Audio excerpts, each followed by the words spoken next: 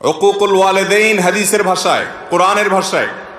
আর এই সম্পর্কে মুস্তাদরাকে হাকিমের একটি হাদিসে নবী করিম সাল্লাল্লাহু আলাইহি সাল্লাম বর্ণনা করেছেন, যে হাদিসটি বর্ণনাকারী সাহাবী আনাস ইবনে মালিক, তিনি বলেন নবী করিম সাল্লাল্লাহু আলাইহি সাল্লাম বলেছেন, ওয়া বাবানি মুআজ্জালানি উকুবাতুহুমা ফিদ দুনিয়া আল বাগয়ু ওয়াল উকুক।